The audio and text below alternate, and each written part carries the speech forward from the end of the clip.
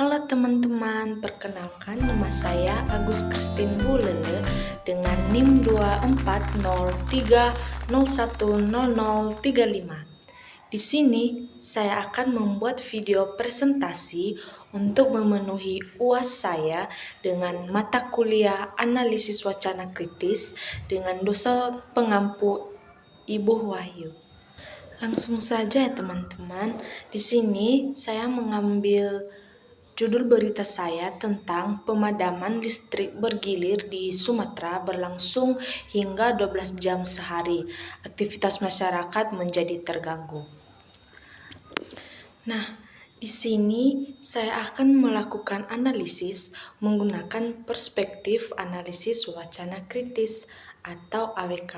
Yang pertama yaitu identifikasi teks, dan yang kedua analisis ideologi, yang ketiga analisis relasi kekuasaan, dan yang terakhir yaitu tuliskan pendapat Anda. Nah, langsung saja kita pada ke poin pertama yaitu identifikasi teks. Teks ini berjudul Pemadaman listrik bergilir di Sumatera berlangsung hingga 12 jam sehari, aktivitas masyarakat menjadi terganggu. Di mana sumber medianya diambil dari Detik.com dan tanggal publikasinya yaitu di 18 Mei 2026. Dengan topik utama gangguan sistem transmisi listrik yang menyebabkan pemadaman massal di hampir seluruh wilayah Sumatera, dampaknya pada kehidupan dan usaha warga, serta penyebab dari cuaca ekstrim. Nah, yang pertama itu analisis ideologi. Analisis ideologi ini terbagi lagi menjadi 3 pertanyaan. Yang pertama, nilai atau pandangan apa yang ingin dibangun oleh teks. Nilai atau pandangan yang ingin dibangun teks ingin membangun pandangan bahwa pemadaman ini adalah peristiwa yang merugikan dan mengganggu stabilitas kehidupan masyarakat. Penulis ingin menunjukkan betapa pentingnya pasokan listrik yang andal serta menyoroti bahwa gangguan skala besar ini membutuhkan penanganan serius agar tidak terulang kembali. Ada penekanan pada sisi penderitaan warga dan kelancaran aktivitas ekonomi.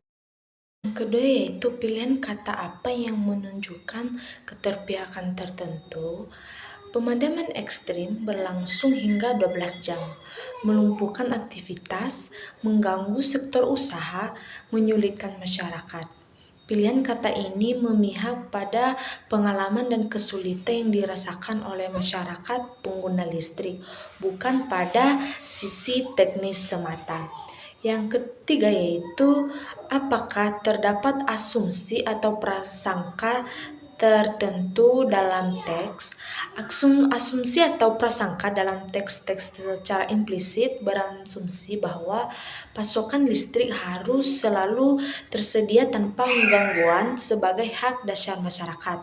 Ada juga asumsi bahwa jika infrastruktur transmisi memadai dan tahan cuaca, kejadian seperti ini seharusnya tidak terjadi.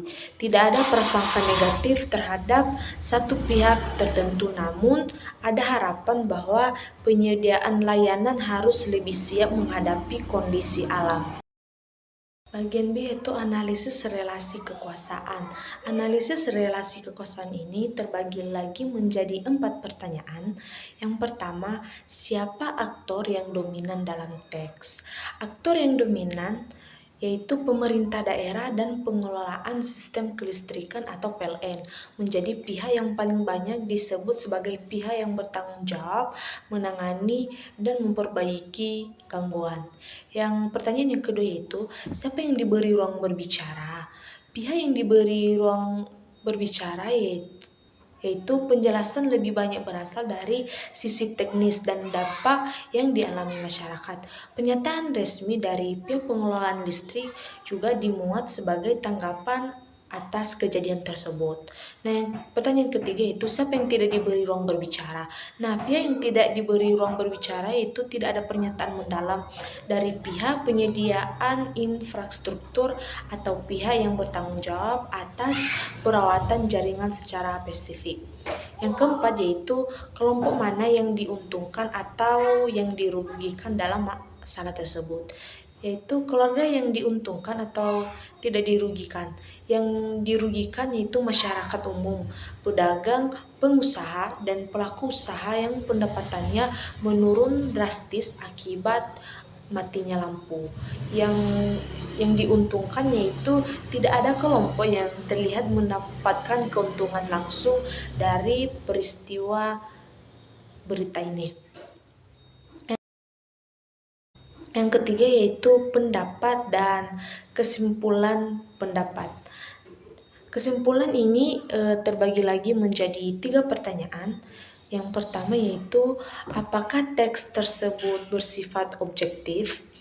Objektivitas teks ini cukup objektif karena penyajian faktanya, kejadian, penyebab serta dampak yang terjadi tanpa memihak secara berlebihan atau memutarbalikkan informasi. Namun, fokus penulisan lebih menekankan pada sisi kesulitan warga sehingga emosi pembaca sedikit tergugah.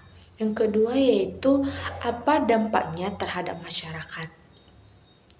Nah, dampaknya itu masyarakat menjadi lebih sadar akan pentingnya kualitas infrastruktur energi. Kejadian ini juga memicu diskusi publik mengenai kesiapan sistem kelistrikan menghadapi perubahan iklim dan cuaca yang ekstrim. Pertanyaan yang ketiga, bagaimana seharusnya media menyajikan isu tersebut?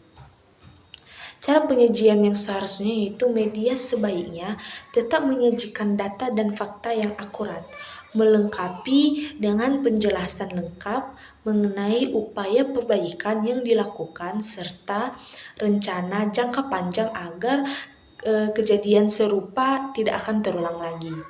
Sehingga hindari menggunakan kata-kata yang berlebihan yang dapat memicu kepanikan di tengah masyarakat. Nah, berdasarkan analisis wacana kritis terhadap teks berita pemadaman listrik massal di Sumatera ini, dapat kita simpulkan bahwa teks ini berusaha menyoroti dampak buruk gangguan infrastruktur terhadap kehidupan masyarakat dengan menggunakan pilihan kata yang menggambarkan kesulitan yang dirasakan, serta menempatkan pengelolaan kelistrikan ini sebagai pihak yang memiliki tanggung jawab utama dalam perbaikan dan pencegahan.